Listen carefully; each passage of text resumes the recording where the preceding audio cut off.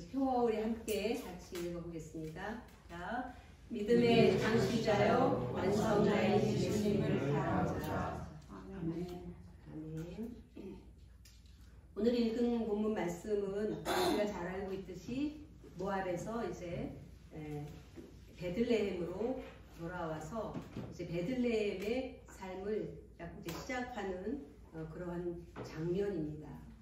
이 베들레헴이 속한 이 가나안 땅은 특별한 속성이 있습니다. 신명기 11장에 보면 이들이 노예로 있던 애굽에서는 비가 오면 그 물을 평지이기 때문에 물을 가두어 두었다가 비가 내리지 않을 때에도 그 물을 사용해서 농사를 지어서 풍요로운 그런 수확을 얻는 그러한 땅을 가지고 있었습니다. 그래서 여기 보면 너희가 파종한 후에 발로 물대기를 채소밭에 댐과 같이 하였거니와, 그래서 이런 관계수로들을 이집트는 잘 해서 물을 활용을 잘했기 때문에 풍요로운 나라의 부강을 얻을 수 있었었죠. 그런데 이제 그런 애굽에서 나와서 40년의 광야 생활을 끝내고 가나안에 들어가는 그 가나안 땅은 애굽 땅과 같지 않다는 거예요. 뭐가 다를까요? 우리가 잘 알고 있듯이 가나안은 수도 없이 젖과 꿀이 흐르는 땅이라고 들었죠.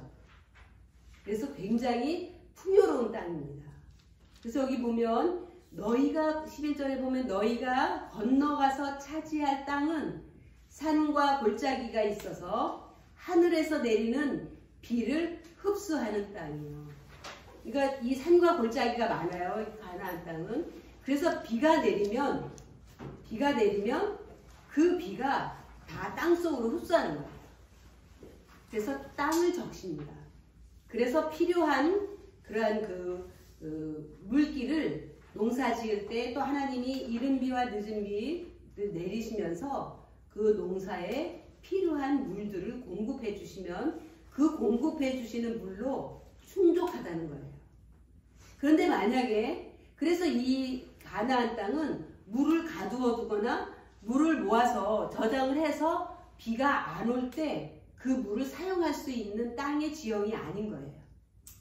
다시 말하면 하늘에서 이른 비, 늦은 비, 때에 따라서 비가 잘 내리면 그 땅처럼 풍요롭게 수확을 얻을 수 있는 땅이 없고요. 만약에 비가 내리지 않는다면 그 땅처럼 척박한 땅이 없는 거예요. 왜냐하면 물을 가두어 둘 수 없기 때문에 비가 안 오면 그대로 흉년이 들 수밖에 없어요. 왜냐하면 물기가 없으면 농사가 안 되잖아요. 채소들도 그렇고. 그런 땅인데 하나님께서는 이제 내가 너희들이 들어가는 가나안 땅은 이런 땅인데 내가 너희를 돌보아주는 그런 축복된 땅이다. 다시 말하면 언제든지 때를 따라서 물을 내가 내려줄 그러한 땅이다.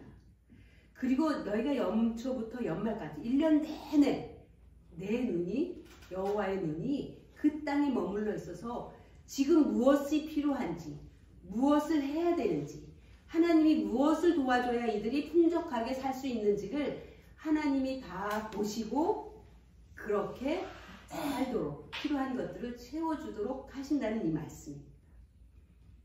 그러면 이 말씀에 따라서 이스라엘 백성들이 하나님의 말씀에 순종하고 하나님을 잘 섬기면 흉년이 올까요, 안 올까요? 흉년이 오지 않죠. 농사나 그런 그 모든 작물들이 잘 되죠. 왜냐하면 농사에는 햇빛과 물이 있으면 잘 되는 거거든요. 근데 그거를 충분히 하나님이 주시는데 잘 될 수밖에 없는데, 만약에 하나님의 말씀을 순종하지 않고 하나님을 떠나면, 하나님이 비를 내리시지 않으면 그 땅은 당연히 흉년이 드는 거예요. 필요한 물을 공급받을 수 없기 때문에. 그래서 지금 우리도 몽골에 오랫동안 90년도 이후부터 계속 사막화가 되는데, 이 나무를 심어서 사막화를 막으려고 수도 없이 애를 쓰는 것은 그 사막에 물이 공급되지 않기 때문에 나무가 안 자라는 거죠. 그래서 사막이 점점 더 늘어나는데, 그런 현상인 거예요. 물이 하늘에서 비가 오지 않으면 땅이 점점 말라서 그런 현상이 됩니다. 그런데 오늘 우리가 지금 읽은 이 나오미와 룻이 돌아온 베들레헴에 풍년이 들었다고 했어요. 그 추수가 이루어졌다고 했어요. 이 풍년이 들었다는 의미는 아까 그 말씀에 비추어 보면 내가 오늘 너희에게 명하는 내 명령을 너희가 만일 청종하고 너희 하나님 여호와를 사랑하여 마음을 다하고 뜻을 다하여 섬기면 이름이 늦은 비를 주어서 하나님이 모든 곡식과 포도주와 기름을 풍성히 얻게 해주고 가축들을 위해서도 풀이 나서 가축들도 계속해서 늘어나게 하시겠다고 하셨는데 오늘 그 풍년이 들었다는 얘기는 이스라엘이 하나님께 돌아와서 하나님의 말씀에 귀를 기울이고 청종하며 섬기게 되었다는 뜻입니다. 하나님을 떠날 때에는 그 땅이 척박하고 그들이 원하는 것들을 얻지 못하고 가난한 삶을 살 수밖에 없었는데 하나님께 돌아오자 그들은 하나님으로부터 오는 그 모든 늦은 빛과 이른 빛, 햇빛 모든 필요한 것들을 다 주시기 때문에 그들의 필요들이 다 채워졌다는 뜻입니다. 그래서 우리의 삶을 한번 돌아보면 사람들은 하나님 없이도 잘 살 수 있다고 생각을 합니다. 그래서 우리 사람들이 그런 얘기를 많이 했어요. 전도에 제일 방해가 되는 나라는 일본이다 그랬어요. 왜냐하면 일본은 하나님을 섬기지 않고 우상이 정말 많은 나라예요. 800만 개의 우상이 있었어요. 신들이 있어요. 그러니까 그런 우상들을 많이 섬기는데 일본이 계속 잘 살기 때문에 이 아시아에서 이 복음을 전하는데 일본 봐라 그렇지 않지 않느냐라는 얘기를 한동안 꽤 했었습니다.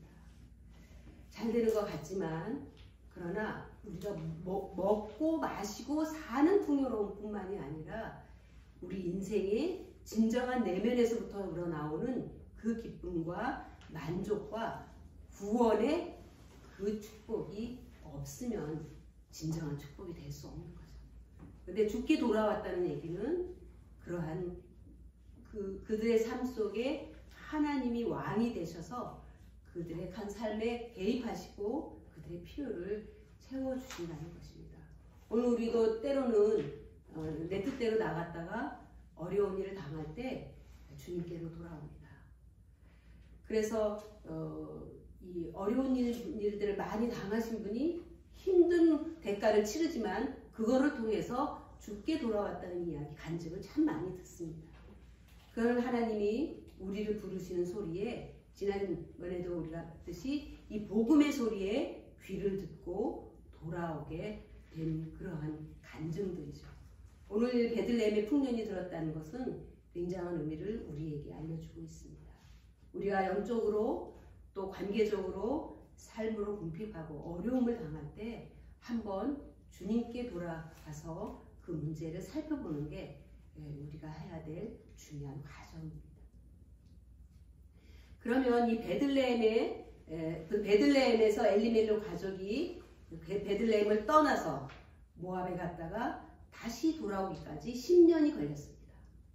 이 10년의 세월을 룻기 한 장으로 이렇게 압축해서 설명을 했는데요. 첫째 보면 그 땅에 흉년이 들었기 때문에 모압 지방에 가서 거류하였다. 이 거류하다라는 것은 이방인이 다른 나라의 땅에 가서 사는 것을 말합니다.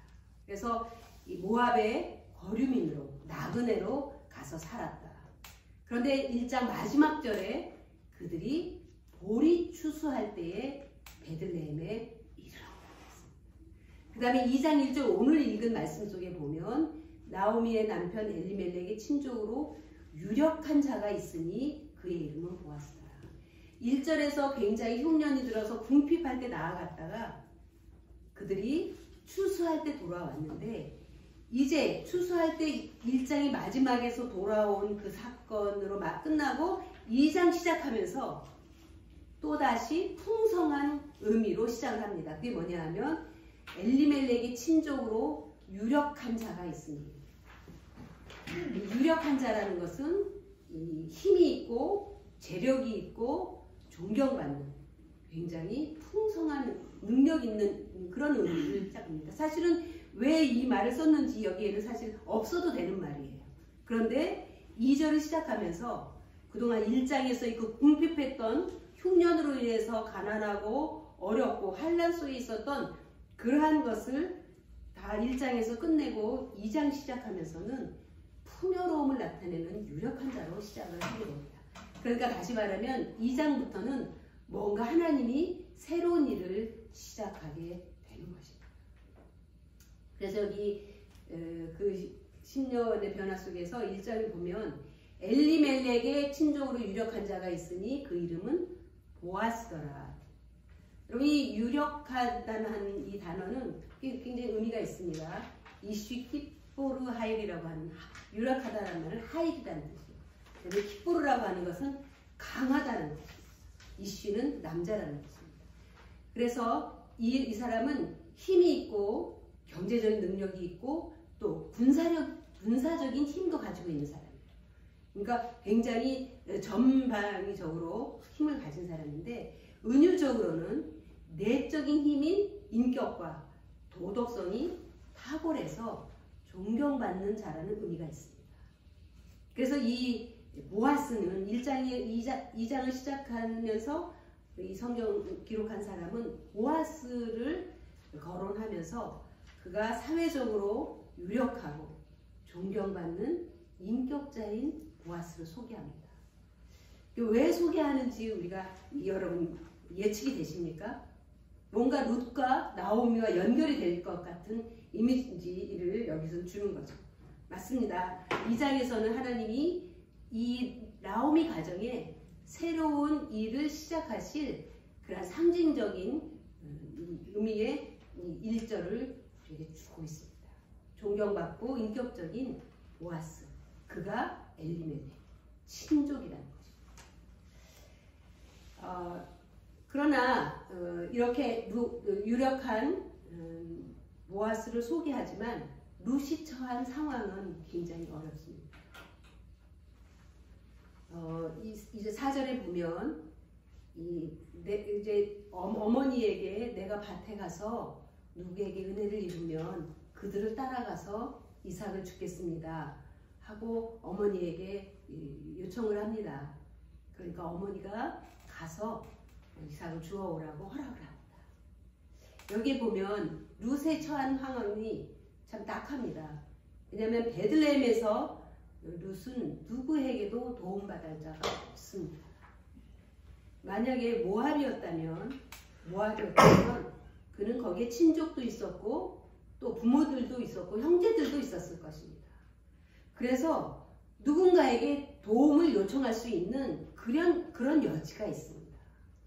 그러나 베들레헴 유대 땅에는 아무도 그를 도와줄 그러한 자가 없기 때문에 그는 아주 어려운 형편에 있습니다.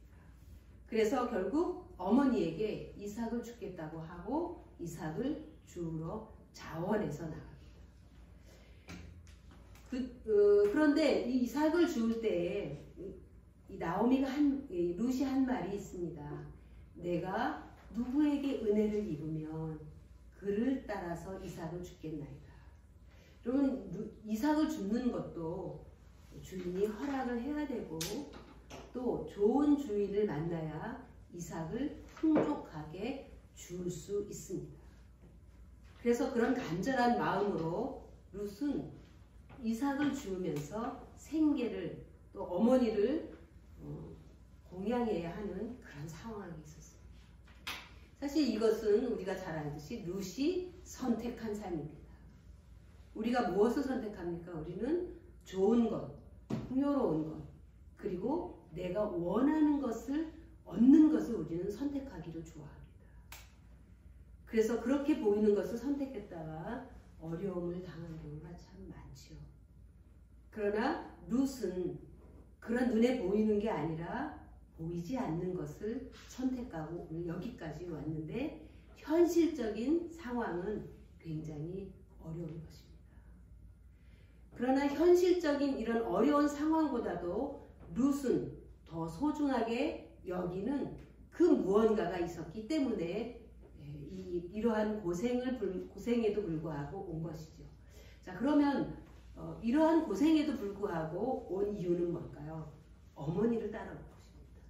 10년 가까이 어머니를 모신 그 어머니를 끝까지 목양하겠다는 그 마음과 그 어머니의 하나님을 섬기겠다고 하는 그 금오스 신에서 이 어머니의 여호와 신을 섬기는 신앙을 위해서 따라왔고, 자기의 모압의 백성들을 자기 백성으로 삼지 않고 유대의 하나님의 백성, 유대의 백성을 자기의 백성으로 섬기겠다고 하고 온 것입니다.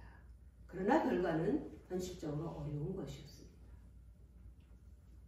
그런데 이 룻이 이 이삭을 주우러 갈 때 이삭은 어떤 사람이 죽는가? 사실 신명기에 보면 하나님이 구체적으로 가나안에 들어가서 어떻게 사는지를, 이스라엘 백성들이 어떻게 사는지, 또 외국 사람들이 이스라엘에 왔을 때 어떻게 그들을 대하는지에 대해서 자세하게 법을 주셨습니다. 그래서 신명기에 보면 이런 법이 있어요. 당신들이 밭에서 곡식을 거둘 때 곡식 한 묶음을 잊어버리고 왔거든 그것을 가지러 되돌아가지 말라는 거예요. 그것은 외국 사람이라고 하면 사실 어려운 사람이죠. 왜냐하면 자기 고향, 누군가의 도움을 받을 수 있는 고향을 떠나서 왔기 때문에 도움받을 수 없는 그런 나그네들을 위해서, 또 고아와 과부들을 위해서 그 몫은 남겨두라는 것입니다. 그래야만 주 당신들의 하나님이 당신들이 하는 모든 일에 복을 내려주실 것입니다. 여러분, 우리가 추수를 하면 하다 보면 이제 그런 곡식들 단에서 빠져나오는 것들이 많죠.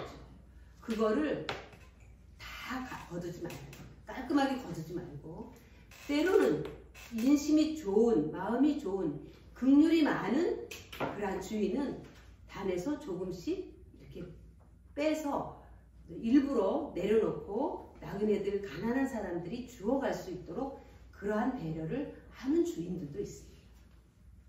그래서 그게 밭에서 곡식을 거둘 때든, 나무에서 올리브 나무 열매를 맺든, 포도밭에서 포도를 따든, 무엇을 따든 수확할 때는 항상 가지에 남겨두고 이삭을 남겨두어서 가난한 사람들이 찾으러 돌아갈 수 있도록. 이거는 그 사람들을 위한 방법이기도 하지만 하나님은 이스라엘 백성들, 그렇게 행하는 자들에게 복을 주시기 위해서 너희들이 그렇게 하라는 거예요. 그래서 예수님이 그런 얘기 하시잖아요. 그 300데나리온이 되는 향유를 깨어서 예수님의 발에 붓고 입맞춘 그 여인의 행동을 보고 가룟 유다가 화를 내죠. 이것을 팔아서 가난한 사람들에게 나누어 줬으면 얼마나 그들에게 도움이 되었겠느냐라고 말합니다. 그러나 예수님은 그 본심을 알죠. 그는 도적이다. 가난한 사람들을 생각하는 게 아니라 자기의 이익을 챙긴다는 거죠. 그러면서 예수님은 가난한 사람들은 너희가 언제나 함께 있으려니와. 그럼 가난한 사람들은 우리가 옆에 있습니다. 그들은 우리가 지속적으로 도와야 될 존재들입니다. 그래서 가난한 사람들은 우리를 위해서도 있는 거예요. 왜냐하면 우리가 가난한 자들에게 어린 소자까지 냉수 한 그릇 어떤 것을 나누는 것을 하나님은 자신에게 하는 것으로 인정하기 때문입니다. 그래서 우리가 누구를 도울 때 내가 생색내고 도울 일은 하는 것 아닙니다. 내가 누구를 돕는다는 것은 그의 주인이신 하나님으로부터 우리는 그것을 받는 것입니다.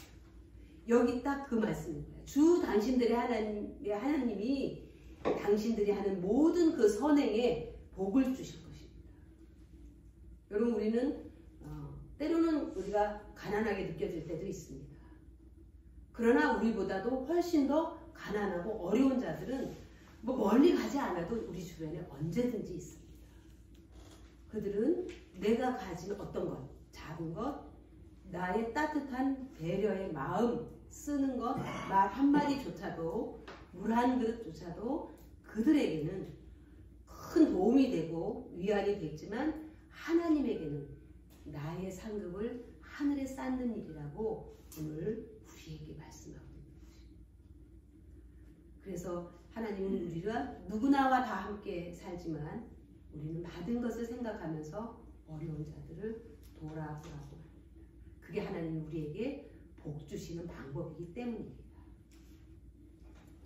2장 3절에 보면 이런 말씀이 있습니다. 룻이 가서 베는 자들을, 보리를 베는 자들이죠. 베는 자들을 따라 밭에서 이삭을 줬는데 우연히 엘리멜렉의 친족 보아스에게 속한 밭에 이르렀더라. 룻이 계속해서 이삭을 주우면서 갔어요. 베는 자들을 따라서 뒤를 따라갔는데 막 따라가다가 보니까 엘리멜렉의 친족 보아스의 땅 밭에 왔다는 거예요. 그러니까 알고 온 거 아니고 막 주우면서 왔는데 보니까 거기가 보아스의 밭인 거예요. 그래서 여기에는 우연이라고 표현이 되어 있습니다. 미크레하라고 하는 이 히브리어는 우연한 기회, 뜻밖의 행운이라는 뜻을 가졌지만 사실은 하나님께 우연은 없습니다. 그래서 이것을 어떤 분은 위장된 섭리다 이렇게 말하고 있습니다. 우리가 잘 알듯이 마태복음 10장에 보면 참새 2마리도 한 햇살이 오내 팔리지 않느냐? 그러나 너희 아버지께서 허락하지 않으면 그 어느 하나도 땅에 떨어지지 않는다. 우리의 머리카락까지 다 세신다. 우리의 어떤 분이 그렇게 말했어요. 이분이 머리가 굉장히 숱이 많아요. 그런데 이분이 젊었을 때부터 이렇게 기도했대요. 하나님은 나의 머리카락까지 다 세시는 분 아닙니까? 그러니까 나의 머리카락을 다 세시고 이 중에서 어느 하나도 땅에 떨어지지 않도록 지켜주십시오. 내 머리카락을 보호해 주십시오. 그렇게 기도했대요. 그래서 자기는 정말 머리가 빠지지 않고 이렇게 풍성한 머리를, 젊었을 때 머리를 유지한다고 그렇게 말합니다. 그게 어떤 이유로 해서 그랬는지 모르지만 정말 내 머리카락까지도 세시는 그분이라고 마음에 믿고 모든 것들을 하나님의 손길로 받아들이면 그것은 하나님의 섭리가 되는 것입니다. 사실 룻은 보아스도 몰랐고 이렇게 보아스를 만나면 어떤 일이 생기는지 그리고 보아스 밭에 이르렀다고 하는 그 의미도 전혀 몰랐습니다. 그냥 룻의 입장에서 보면 우연이에요. 정말 갔는데 거기가 보아스의 땅이었어요. 그러나 오늘 우리가 성경을 읽는 우리의 입장에서 보면 이게 우연이 아니죠. 하나님의 입장에서 보면 결코 우연이 아닌 거예요. 하나님의 섬세한 계획과 인도하심을 따라서 왔는데 이 계획은 룻이 모압에서 오기 전부터 하나님이 가지고 계셨던 계획이에요. 그런데 룻이 하나님의 계획을 따라서 온 거예요. 룻은 몰랐어요. 이게 하나님의 계획인지 섭리인지. 근데 어쨌든 어머니를 섬기겠다고 하고 어머니 하나님을 섬기겠다고 하고 어머니의 백성을 나의 백성을 섬기겠다고 해서 따라왔어요. 우연히 온 거예요. 그냥 그 현상만 따라왔어요. 그런데 그 모든 일들은 룻이 순종하고 가장 좋은 선택을 했을 때 하나님의 섭리가 이루어지는 것입니다. 우리의 삶 가운데도 우연은 없습니다. 우연 얘기 많이 하지만 우연히 만났다고 하지만 사실은 우리에게는 그리스도인에게는 필연이 있지 우연은 없다라고 말합니다. 모든 일들이 하나님의 계획 안에 있고 섭리 안에 있습니다. 다만 그 하나님의 계획과 섭리가 이루어지느냐 이루어지지 않느냐는 나의 순종 여부에 달려요. 내가 지속적으로 불순종하면 그 섭리는 이루어질 수가 없어요. 계속해서 미루어지는 거예요. 또 이루어져요. 오르바에게 어떤 계획이 있는지 저는 잘 모르겠어요. 그러나 오르바는 여기 오는 것들을 선택하지 않았기 때문에 이 계획 안에 들어갈 수가 없었죠.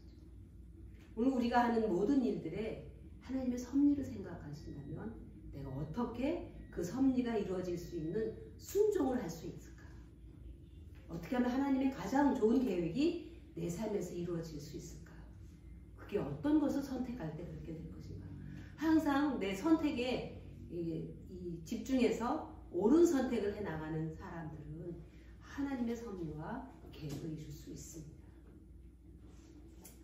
사실 이제 여기 보면 이 보아스에 대한 이야기가 나오는데요. 마침이죠. 이게 이제 그 히브리어로 보라 이런 뜻이에요. 이게 강조하고 사람들에게 다시 이렇게 생각을 이렇게 각인시키는 거예요. 보아스가 베들레헴에서부터 와서 베는 자들에게 이르되 여호와께서 너희와 함께 하시니를 원하노라. 아니 그들이 대답하되 여호와께서 당신에게 베푸신 복을 주시기를 원하나이다.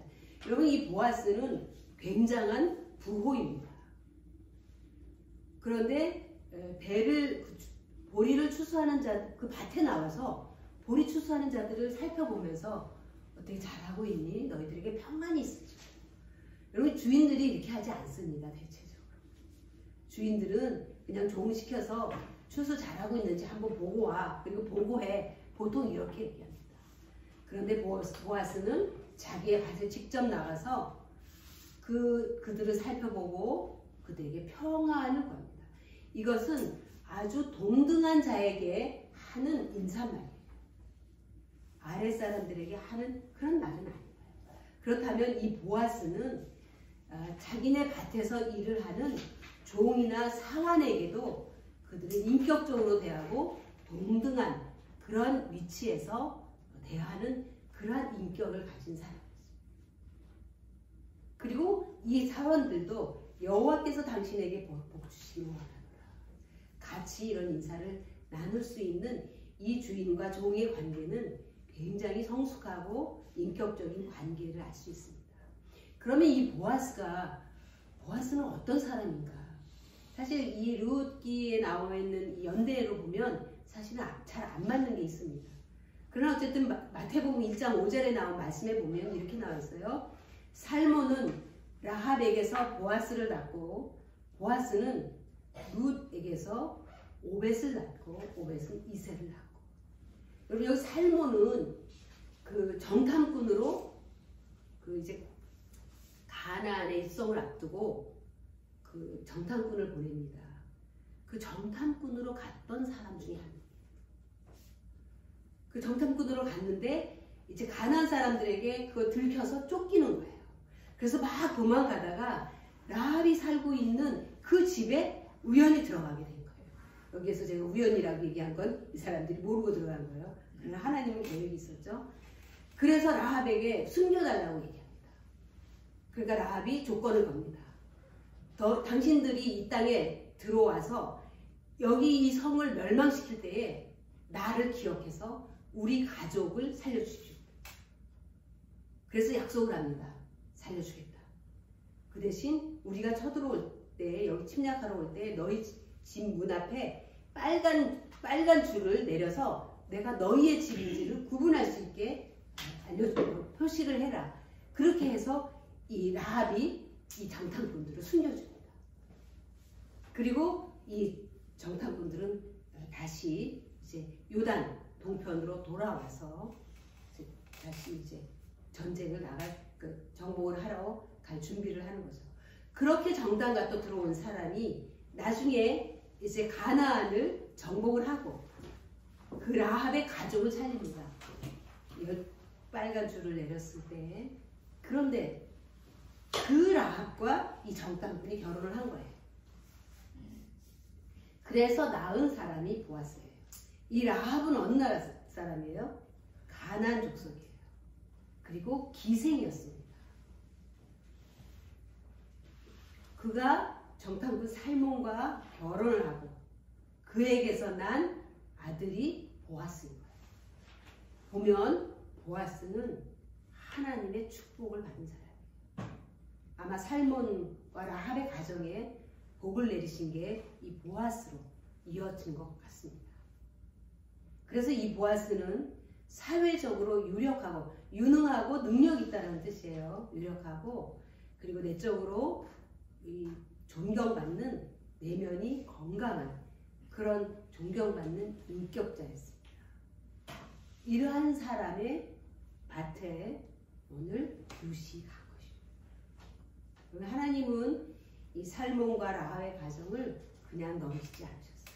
정탐꾼들의 가정에 복을 내리셨겠지만 이 라합과 결혼한 이 가정에 보아스를 주신 것입니다. 여러분 이게 누구예요? 이제 그 예수님의 조상이잖아요. 그래서 이 라합에게서 이제 예수님 라합의 후손에게서 예수님이 나시는 거죠. 근데 이 라합도 이방인인데 여기 룻까지 여기 가족이 되는 거죠. 이러한 계획을 하나님 가지고 계십니다. 그래서 룻과 보아스가 만난 이제 첫 만남을 갖는 것입니다. 그래서 이제 그 보아스가 그 추수하는 자들에게 와서 사환에게 옵니다. 다른 사환들은 종들은 많이 보았는데 처음 보는 소녀예요. 그래서 이는 누구의 소녀냐, 누구의 가족이냐 이런 뜻이겠죠.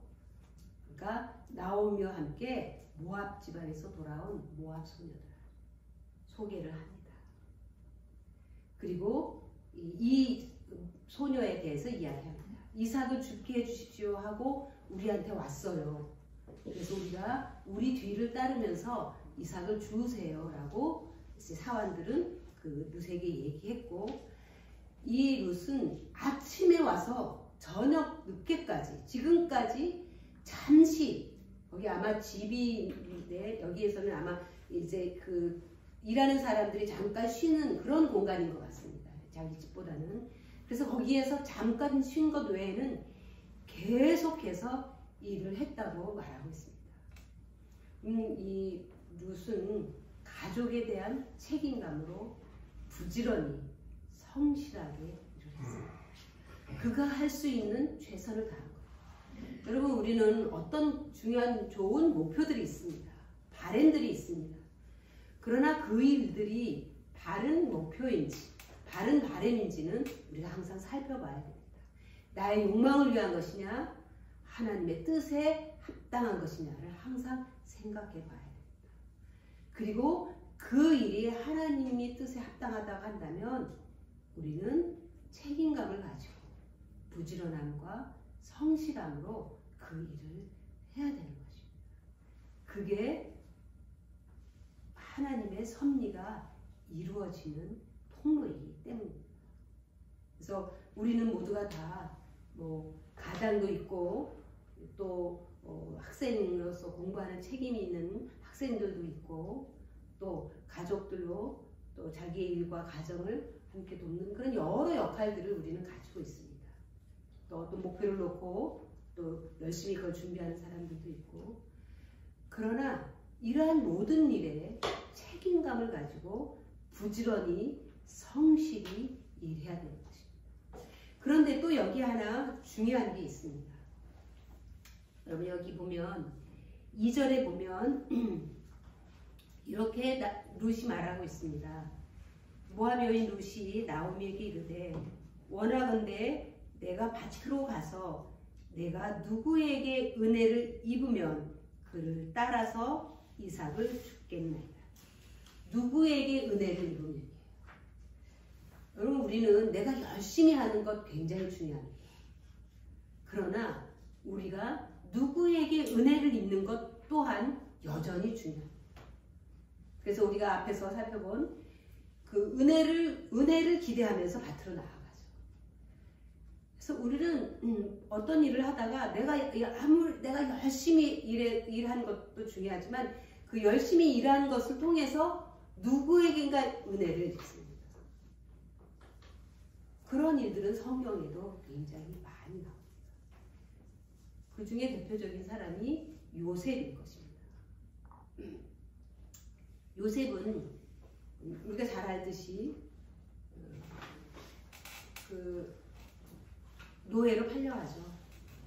노예로 팔려갔는데 그 보디발의 그 애굽의 높은 우리나라로 가면 신위대장 같은 높은 직책의 보디발의 집에 노예로 팔려가게 됩니다. 그런데 그곳에서 요셉은 성실하게 자기에게 주어진, 한 번도 노예 일을 해본 적이 없는, 그냥 집에서 색동 채색 옷을 입고 어린 양을 부리면서 사랑을 받고 있던 요셉이지만 자기가 처한 환경 속에 떨어지자 아무에게도 도움을 구할 자리가 없습니다. 노예가 누구에게 구하겠어요? 그리고 이제 막 왔기 때문에 누구에게도 도와달라고 어린 양을 부릴 수 있는 상황이 아닙니다. 그래서 그는 최선을 다해서 그곳에서 일을 했습니다. 그렇지만 그렇게 일할 때에 하나님이 그 요셉에게 은혜를 주셨습니다. 그리고 하나님이 그 요셉을 통해서 그 집에 복을 내린 거예요. 이 애굽 사람은 요셉을 통해서 복을 얻었어요. 그런데 요셉 또한 이들을 통해서 은혜를 얻는 거예요. 우리는 내가 할 수 없는 또 다른 영역은 하나님이 누군가를 통해서 그에게 은혜를 베풀도록 하시는 것입니다. 느헤미야에 보면 느헤미야가 고향 소식을 듣습니다. 느헤미야는 포로로 잡혀온 지 한 120년 지난, 올해 한 3, 4대 지난 사람이에요. 느헤미야가 고향 소식을 듣습니다. 너무나 비참하게 폐허가 된 고향 소식을 듣고 그 가슴을 치면서 슬퍼하고 기도를 합니다. 그리고 그 하나님께 계속 기도하는 가운데 또 자기가 술 맡은 관원으로 임금을 섬겨야 되는 역할을 했기 때문에 임금 앞에 가서 수시중을 드는데 그 얼굴에 시름이 왕의 눈에 띈 거예요. 느헤미야야, 너의 얼굴이 어찌 그리 수심으로 가득 차 있느냐, 무슨 고민과 어려운 일이 있느냐 묻습니다. 그래서 느헤미야가 얘기합니다. 자기의 고국의 소식을 얘기해 줍니다. 그때 성경은 이렇게 말합니다. 그가 왕의 은혜를 입어. 자기 힘으로는 어떻게 해볼 수 없는 그런 상황 속에서 수심에 가득 차고 기도만 할 뿐이었는데 그 얼굴의 표정을 보고 왕이 묻습니다. 그러면 네가 고국에 다녀와라. 그래서 느헤미야가 고국에 와서 성벽을 쌓지 않습니까? 그거는 느헤미야가 아무리 노력해도 스스로 할 수 있는 일은 아니에요. 그런데 왕의 은혜를 입으니까 하나님이 고국에 성벽을 쌓고 그 성을 보호할 수 있는, 거민들을, 주민들을 보호할 수 있는 그러한 일을 할 수 있게 된 것이에요. 사실 우리가 할 수 있는 일보다 은혜를 입어서 할 수 있는 일이 훨씬 더 큰 거라는 것입니다. 그 자문에도 이렇게 나와요. 부지런한 자의 손은 사람을 다스리게 되어도 게으른 자는 부림을 받습니다. 어디에서든지 부지런하고 성실한 자는 자기 한 역할과 자기의 그런 것들을 통해서 자기에게 그 열매가 돌아온다는 것입니다. 여러분, 우리는 누군가의 은혜를 입고 우리의 삶에 유익을 얻기도 합니다. 우리가 풀지 못하는 숙제를 풀어내기도 합니다. 그런가 하면 우리는 또 누군가에게 해결하지 못하는 은혜를 베풀 수 있어서 그의 삶에 도움을 줄 수 있습니다. 우리는 누군가에게 은혜를 줄 수도 있고 받을 수도 있고, 그리고 그런 것들을 통해서 우리에게 또 어떤 이들에게 복을 주시는, 축복하시는 통로로 그 현장 가운데서 역사하시는 그런 하나님이십니다.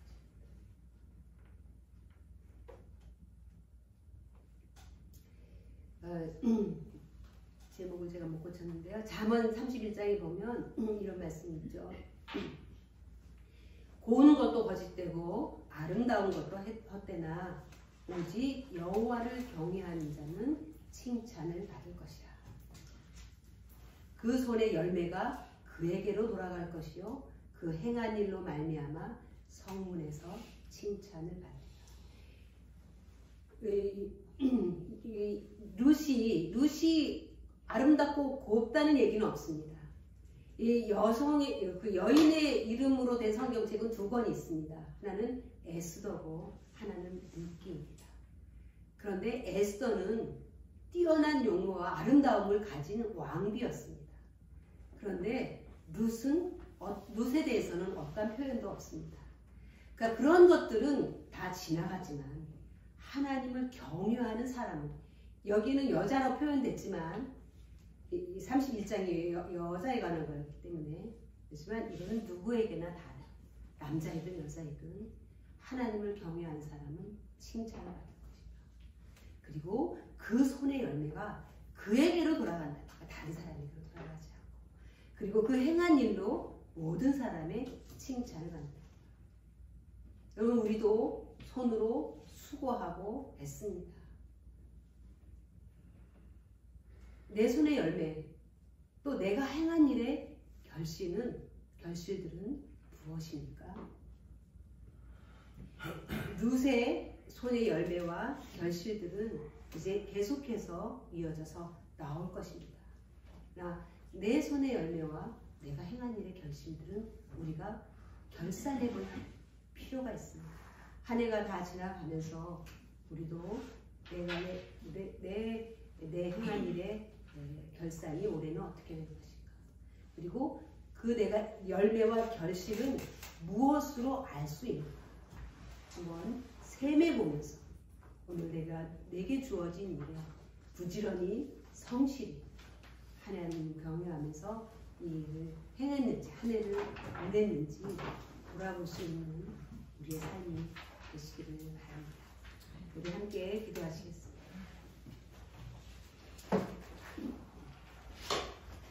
하나님, 참 감사합니다. 룻이 고향을, 또 친척을, 백성을 다 떠나서 낯선 곳에 왔지만 그는 또 아무 내막도 알지 못하고 우연히 모든 일들이 일어난 것처럼 그 현장에 있지만 하나님께서는 이런 계획과 섭리를 가지고 그녀의 삶을 이끌어온 것을 믿습니다. 주님, 룻이 자신이 처한 상황 속에서 성실하게 최선을 다해 부지런히 수고하며 자기의 본분을 다함으로 하나님의 섭리의 계획에 들어가는 것처럼 주님, 저희들도 하나님이 우리에게 계획하시고 섭리하신 그런 일들이 우리의 성실함과 하나님을 경외함과 그리고 그 주어진 일에 최선을 다하는 그러한 삶으로 주님의 뜻이 이루어지기를 소원합니다. 한 해를 마무리하며 또 감사의 달 11월을 마무리하며 하나님, 우리도 우리의 손의 열매와 우리가 행한 일의 결실을 결산해보는 복된 남은 시간 되게 하여 주옵소서. 예수님의 이름으로 기도드립니다. 아멘.